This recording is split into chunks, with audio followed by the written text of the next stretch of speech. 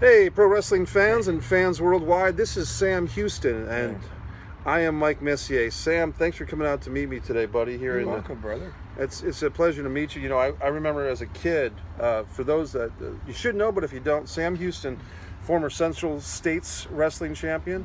He was the Mid-Atlantic champion, had a great match against Crusher Khrushchev at Starrcade 85.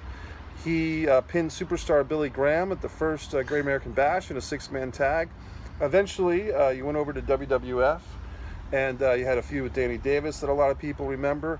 One time, we're listed as the #1 contender for the Intercontinental title. Wrestled for that at WrestleMania 5. Yeah. How did that go? It's not real good. I didn't think I'd take the belt home. Yeah.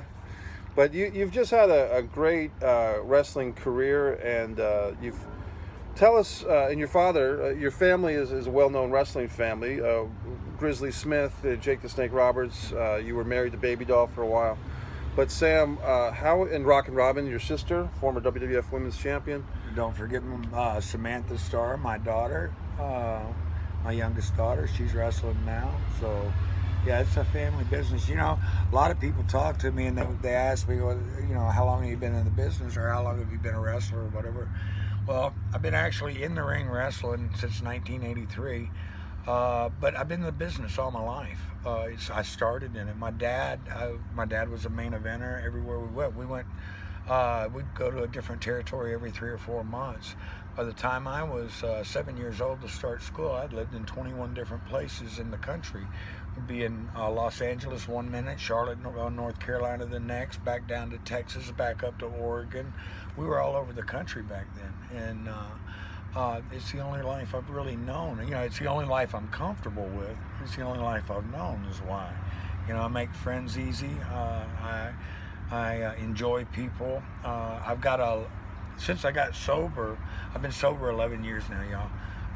But since I got sober, I seem to be enjoying a whole lot more and finding out who I am inside and what I like to do. And I like to help people. You know, I like to help them as much as I can. Our job on this earth is to be out there and be with our brothers and sisters and to lend a hand, you know, to give that blessing and whatever blessings I can bestow on anybody I want to, you know, because it makes their burden a little bit easier. Yesterday, I went to Tampa. I mean, I had places to be and stuff like that, but a fella had reached my manager and he wanted to call me, or wanted me to call him. He was a disabled veteran and he was dying. And so I told my manager to get his address. My manager did, and I showed up at his house yesterday. And we visited for a while, you know. And it was a good visit and did a lot for him. And you know, and it was really cool. I didn't know they were having a Legends luncheon like yesterday in Tampa. But they did. I went to the Legends luncheon. I saw Haku, Joe Gomez, a lot of the great guys that I'd grown up with. Steve Kern. Steve Kern was telling one story about Haku, and he goes, "Wait, I got a better Sam Houston story I'm going to tell you." You know, so it was really nice. They made me champion for the day. They gave me the walking tall Buford Pusser stick. Nice. And the whole 9 yards. And what was really good about the whole thing was, and I didn't know, and thank you, Lord, because he's the one that put me there. Barbara Goodish is a very good friend of mine. I met her at the CACs a few years ago. That's Frank Goodish's wife, Bruiser Brody, just to let y'all know.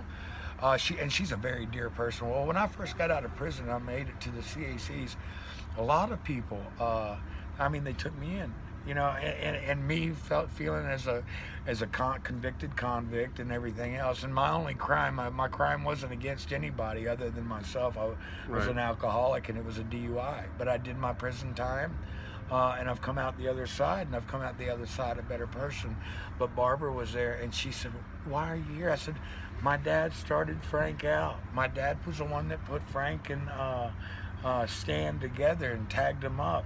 And everything, and I told her, I said I couldn't miss this for the world because she's such a special person to me. And I was so glad to be there. It was a blessing that I didn't know, you know. So it was just an awesome experience. And then I got to go to Orlando and see some friends of mine from the church. I went through a ministry class there, and I've been approved for a ministry with Assemblies of God churches. Congratulations. I've done a whole lot of studying in my time. You know, when I was in prison, that was a long time, y'all. And you got two choices when you're in a place like that. You can either just lay out and wait your time out, or you can do something to better yourself. Well, I used every minute, every day to better myself. I got really deep into the Word, into studying the Word. I earned 3 college credits through the American Bible Academy. Nice. I did a whole lot of study. I've done a lot. And because the most important thing is in life, and I believe this with all my heart, the most important thing we can do as a people is to be there for our brothers and sisters. And the greatest thing I can do for anybody out there is to tell you that our Creator, Yahweh, people call it, He's the great I am, you know.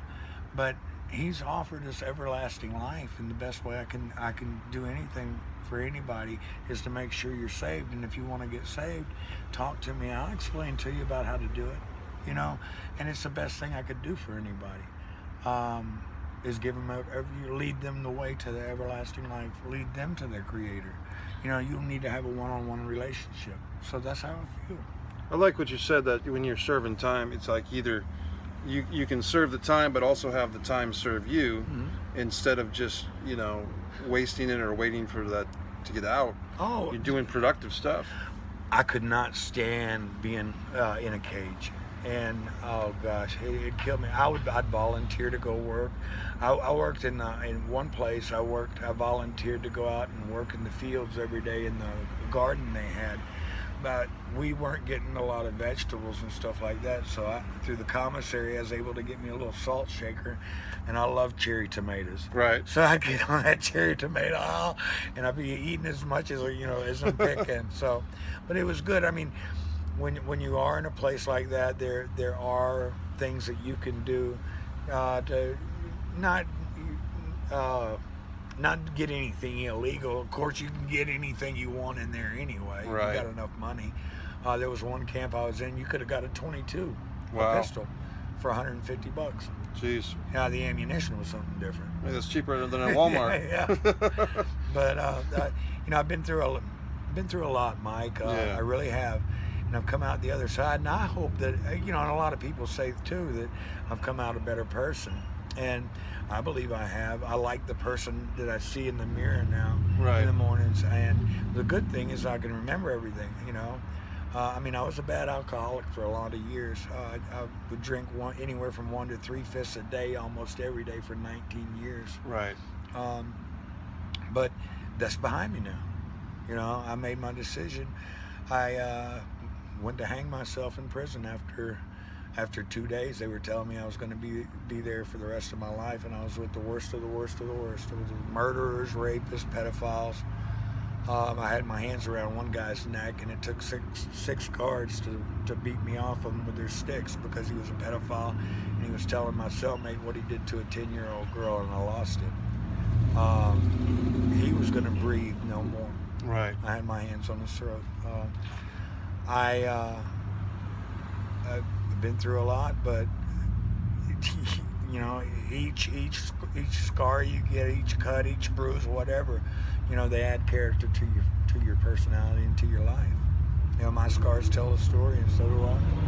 Well, and that's for those that are watching this interview that may be able to help us. Sam and I are kind of getting together, and if you don't mind me saying, sitting there with a computer to write some of your stories, or many of them, as many as we can, and starting with a pilot script. You know, basically our feeling was that TV pilot script would be a great starting point for a collaboration. So if there's anyone out there in the entertainment industry that is watching this, that's intrigued by Sam's stories, what we're going to do is we're going to write like basically a half-hour